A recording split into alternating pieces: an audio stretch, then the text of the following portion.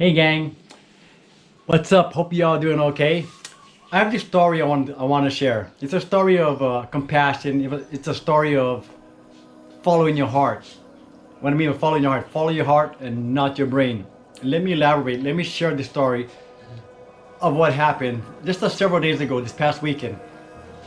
Anyway, I was sitting in the parking lot in town of one of the large stores downtown, and I noticed this man. I don't know if he was homeless or not, but he appeared to be homeless, and he had a dog with him. And for whatever reason, I couldn't find myself leaving the parking lot or going home without first talking to this man. So I sat there, I go 20 minutes, I just watched this man, and I felt compelled to talk to him. I was going to give him I wanted to give him 20 bucks, and he wasn't asking anyone for money. He just was sitting there. I could feel worry, and he looked a little bit worried, and something was bothering him. Like I said, I never met the man before. I have no idea who he is, and I never seen the man before. So I sat there 20 minutes, and I said to myself, I'm gonna go grab me something to eat, and when I come back, if he's still there, I'm gonna talk to him. So I left, came back. 20 minutes later, the guy is still there in the parking lot with the dog. I said, okay, I'm gonna go talk to this guy. So, and I also was gonna give him 20 bucks, $20. Even though he wasn't asking for money, I just wanted to help him out. I felt compelled in my heart for whatever reason, I don't know. But that's how I am. I follow my heart, I follow my instincts, I follow my intuition. Anyway, I finally go up and I talk to this man. And he was concerned and worried because he needed to catch a plane to Oahu. He didn't have enough money, and he didn't even have a ride to the airport. So I ended up giving him the 20 bucks that I intended to give him, and I offered him a ride to the airport. I also gave him my cell phone number. He had one of those little flip phones, and I said, if you need anything, just call me. So anyway, I ended up giving him the 20 bucks and a ride to the airport. I dropped him off at the airlines, Mokulele Airlines, and I went on my way. He went on his way to the airport. Then later on in the afternoon, I get a phone call from this person that I gave him, this guy that I gave him my phone number. He said, Kavika, I can't get on the flight because I need two seats. One seat for his dog and one seat for him, and all they had was one seat left on the airplane. So, and the next flight wasn't until the next day. And this guy, he didn't have anywhere to stay. He didn't have a home. Well, actually, he did have a home, and he lost his home his house got foreclosed on. Not partly due because of the bank's fault, and I'll elaborate on that later on. Anyway, so he had nowhere to stay. So he's gonna stay in the airport on the bench till the next morning and catch his flight. But he had no money and he didn't have anything to eat. Even though I gave him 20 bucks, but believe it or not, he lost the 20 bucks. He lost the $20 that I gave him. And he felt really bad about it. I said, it happens. So I drove him all the way to town. I got him something to eat, and I drove him back to the airport, dropped him off, and he said he's going to catch his flight in the morning. So we did that, dropped him off, and said, aloha, brother, I wish you luck. And then I went on my way home, and he stayed at the airport. So the next day, which is the weekend, Saturday, I'm at the beach in Waikoloa at the Cinco de Mayo swim. And one thing that I never ever do when I go to the beach is I never take my wallet with me to the beach. I always leave it in the truck. I'll hide it somewhere because I don't need a wallet on the beach. But for whatever reason, something compelled me to take my wallet with me when I go to the beach. So, all right, I just stuck my wallet in my backpack and I went down to the beach. As I was down there, I got a phone call. It's the same guy that I dropped off at the airport. He's at the airline, at the counter. He doesn't have enough money for his tickets, for him and his dog to fly to Oahu. And I said, I'll take care of it. So give me the ticket agent. So ticket agent comes online. I give her my credit card number. I just happen to have my wallet, something that I never ever do. I have my wallet with me, so I gave her my credit card number and paid for his ticket. Paid this guy, like I said, I've never met before. I just met him the day before. And it's fine. Something compelled me to help this guy, to approach him, which I did. I followed my heart. So I paid for his ticket. Fine. He got on the plane, went to Oahu with his dog. What was it? The next day, I get a phone call. He needs to come back to the Big Island. He doesn't have any money. I said, okay. Do you have a pen and paper? Yeah. I do something that almost nobody would do. Even I never done it before. I gave a total stranger my credit card number over the phone to purchase a ticket back to the Big Island. I was busy, so I couldn't wait and try to call the reservation and then make reservations for his ticket. I just didn't want to deal with that. So I said, here, pencil and paper, here's my credit card number. And I gave him the number, expiration dates, and the code on the back. And I said, go ahead, make your reservation, then call me when you get back to the Big Island. Click, I hung up. Okay, I went on my way.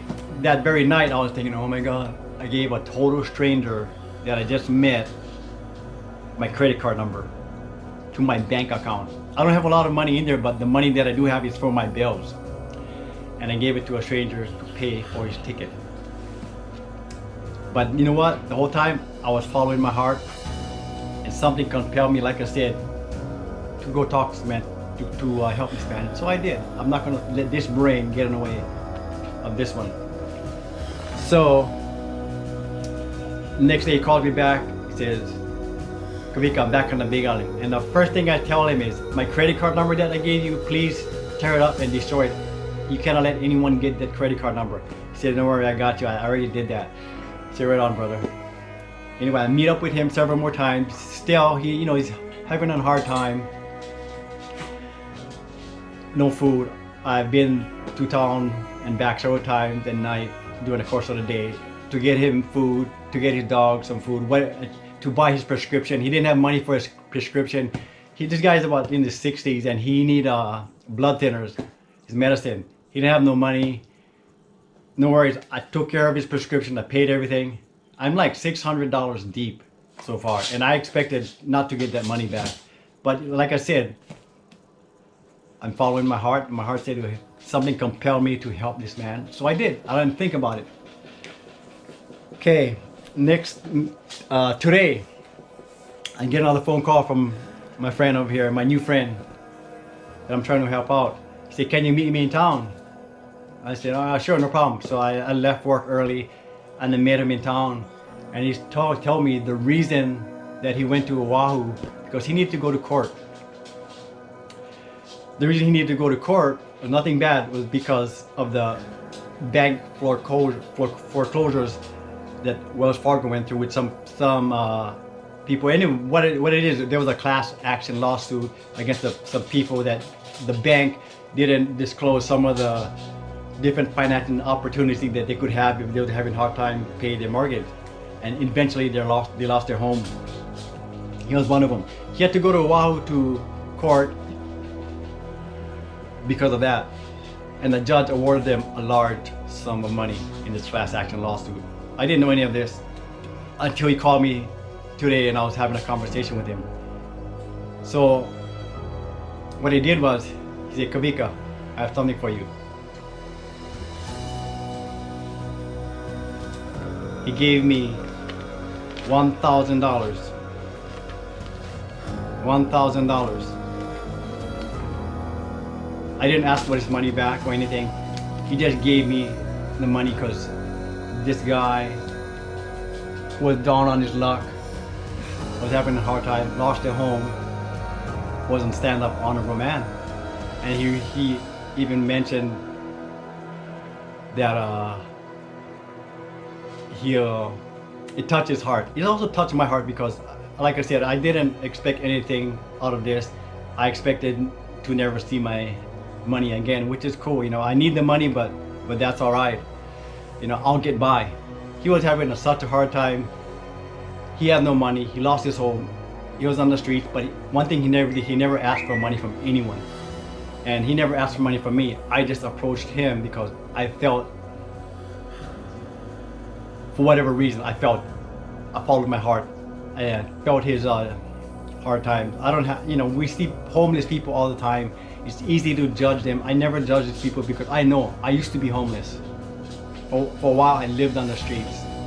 I had nothing. My car got repossessed. I lost my job. I lost my girlfriend. I lost everything. I was down and out. So I could relate to this guy. And for some reason, I connected with him. I touched him. He touched me. And that's why I approached him. I gave him my credit card number, a total stranger. At that moment, I thought it was the right thing to do. So that's what I did. I didn't let this brain question, what are you doing? I let my heart, and I followed my heart. And eventually I helped this guy out. He got his plane ticket for him and his dog to Oahu. He went to court. They eventually got a large sum of money from the bank, from the judge. And the first thing he did was he paid me back $1,000. The moral of the story is following your heart is the right thing to do. And I did it, and I'll continue to do it, and I've always been this way. So follow your heart.